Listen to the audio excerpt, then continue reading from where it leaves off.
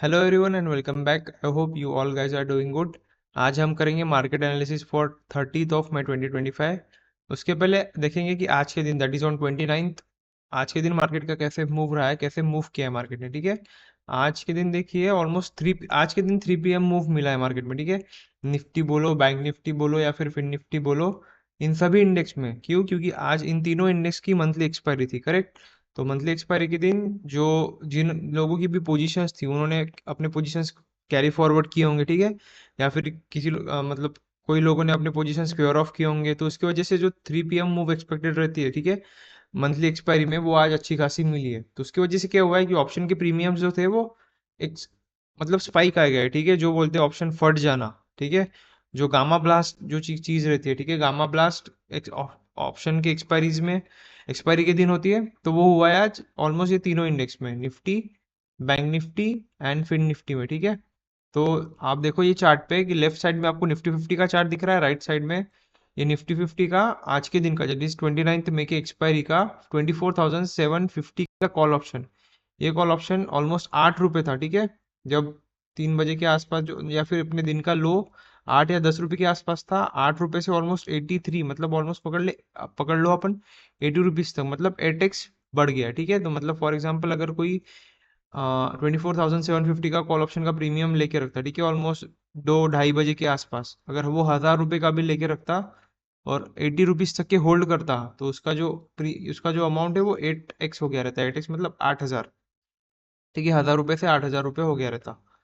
ये चीज आपको हर हर इंडेक्स में मिलेगी। हर इंडेक्स में मतलब आज जिन जिन की एक्सपायरी थी, निफ्टी की, बैंक निफ्टी की भी देखिए, बैंक निफ्टी की भी एक्सपायरी थी आज। ठीक है, सो आज के दिन क्या हुआ है, अगर आप देखोगे लेफ्ट साइड में बैंक निफ्टी का चार्ट, राइट साइड में 55,200 कॉल ऑप्शन का चार्ट। ठीक है, क्या हुआ है, ये भी ऑलमोस्ट 50 रुपीज से 300 प्लस तक गया। ठीक है, ऑलमोस्ट 6x बढ़ गया। ठीक है, क्योंकि मूव ही ऐसा है। ठीक है, कंटिन्यूअसली मार्केट नीचे आ रहा था 12:30, उसके बाद 2 बजे तक ऑलमोस्ट थोड़ा साइडवेज गया, और उसके बाद जो 3 PM पे जो मूव आया, ठीक है, 3 PM पे जो मूव आया, उसने ऑप्शन के प्रीमियम्स को एकदम फाड़ दिया। ठीक है, गामा ब्लास्ट हो गया यहाँ पे भी। फिर निफ्टी में भी देखोगे तो 26,350 का कॉल ऑप्शन भी ऑलमोस्ट 12 रुपये से 120 तक, मतलब ऑलमोस्ट 10x हो गया। ठीक है, तो इनके पीछे का भी रीजन सेम, कि इंडिया विक्स जो है, यहाँ पे देखो इंडिया विक्स ऑलमोस्ट 9-10% से क्रैश हो गया। इंडिया विक्स क्रैश हो जाना, अगर इसको आप एक इंडिविजुअल चार्ट देखेंगे अपन इंडिया विक्स का, ठीक है, तो इंडिया विक्स ऑलमोस्ट 16 हो गया। ठीक है, जो कल के दिन 18 तक था, 18 से 16 हो गया, मतलब ऑलमोस्ट 10% से क्रैश हो गया। इंडिया विक्स और मार्केट जो है वो एक इनवर्स रिलेशन रहता है। ठीक है, ये मैंने इसके पहले भी बताया आपको। अगर इंडिया विक्स जो है, ठीक है, स्टॉक मार्केट के साथ इनवर्स रिलेशन रहता है। ठीक है, अगर इंडिया विक्स बढ़ता है तो स्टॉक मार्केट गिरता है, एंड इंडिया विक्स अगर कम होता है तो स्टॉक मार्केट बढ़ता है। ठीक है, तो आज के दिन इंडिया विक्स कम हुआ है, तो आप देख रहे होंगे कि पूरे index, Nifty, bank Nifty, fin Nifty and Sensex, सभी इंडेक्स ऊपर गए भरे धीरे धीरे धीरे।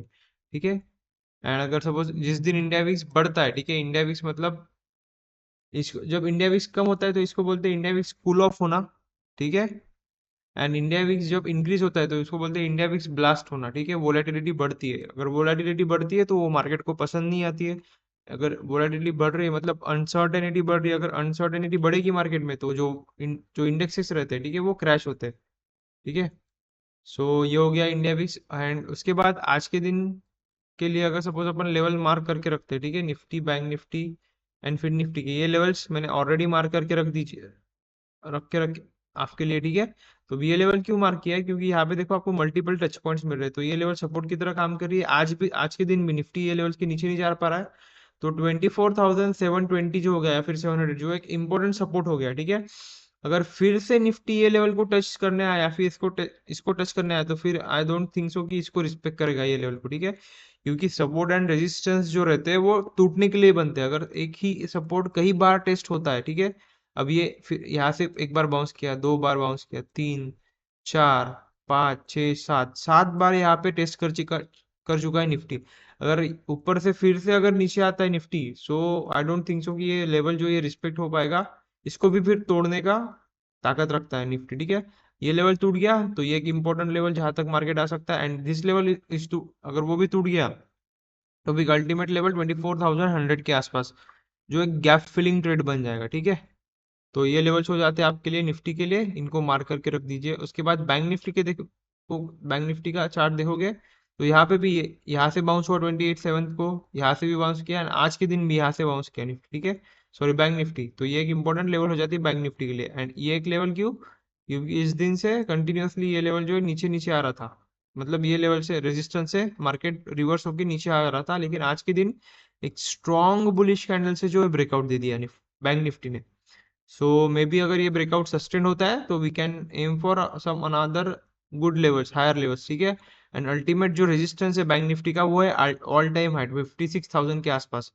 अगर आप बैंक निफ्टी के चार्ट को 1 आवर के टाइम फ्रेम पे देखोगे तो आपको दिखेगा कि बैंक निफ्टी जो है एक ट्रेंड में फंस चुका है, एक ट्रेंड, दो ट्रेंड लाइन्स के बीच में फंस चुका है, ठीक है, ऐसे ट्रेंड लाइन्स के बीच में फंस चुका है। सो अगर सपोज ये ट्रेंड लाइन्स का ब्रेकआउट देता है bank Nifty, so we can बोल सकते हैं कि बैंक निफ्टी में जो एक अच्छा खासा मूव अपन एक्सपेक्ट कर सकते हैं, ओके।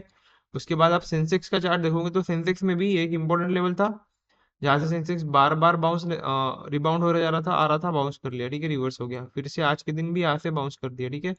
तो 81,200 जो एक इंपॉर्टेंट सपोर्ट लेवल हो जाता है सेंसेक्स के लिए, ठीक है। एंड एक इंपॉर्टेंट रेजिस्टेंस लेवल 81,600, क्योंकि यहाँ से बार बार रिवर्स ले रहा था, लेकिन आज के दिन वहां से अपने को ब्रेकआउट मिल चुका है, ठीक है। अब ये जो आपको प्राइस दिखती है ना, ये जो है एडजस्टेड प्राइस रहती है, ऑलमोस्ट 3 बजे से लेके 3:30 बजे के बीच में। अगर सपोज किसी भी इंडेक्स में काफी अब्रप्ट मूव्स आते हैं, ठीक है, कंटिन्यूअसली अप या फिर कंटिन्यूअसली नीचे, काफी 150-200 पॉइंट्स के मूव्स आते हैं निफ्टी में, 500-600 पॉइंट्स के मूव, 800 पॉइंट्स के मूव बैंक निफ्टी में आते हैं। तो जो ये लास्ट प्राइस रहती है, ये रियल क्लोजिंग प्राइस जो है ये क्लोजिंग प्राइस रहती है, ठीक है। यहाँ पे जो दिखता है वो उस दिन का हाईएस्ट पॉइंट या फिर हाईएस्ट पॉइंट रहता है, ठीक है। ये जो आपको दिख रही है ये होगी क्लोजिंग प्राइस, ठीक है। तो ये लेवल्स हो जाते हैं आपके निफ्टी के लिए, ये लेवल्स हो जाते हैं आपके पास बैंक निफ्टी के लिए। अगर बैंक निफ्टी ये लेवल को भी तोड़ता है 54,600, तो फिर ये गैप फिलिंग ट्रेड अपन एक्सपेक्ट कर सकते हैं 53,800 के आसपास तक, ओके। एंड सेंसेक्स में ये लेवल्स हो जाते हैं, ठीक है। So that's all for today. And एक मेजर इवेंट जो था वो एक इवेंट, अब आज के दिन इंडिया वीक्स जो है कूल ऑफ हो गया है।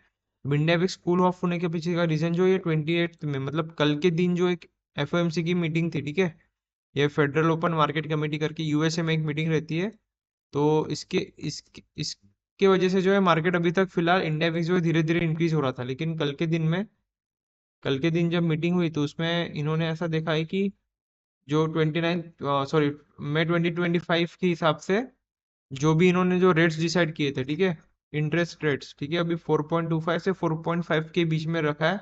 And they are in line with their expectation, उनके एक्सपेक्टेशन से मैच हो रहे हैं, ठीक है। इसीलिए कुछ मेजर उन्होंने डिसीजन नहीं दिया, फिर कुछ मेजर उन्होंने अपने मीटिंग्स में, ठीक है, कुछ अनाउंसमेंट नहीं किए। तो इसकी वजह से क्या हुआ, मार्केट को एक कंफर्मेशन मिल गया, ठीक है, कंफर्मेशन की अभी कुछ अनसर्टेनिटीज कुछ ज्यादा है ही नहीं मार्केट में, ठीक है।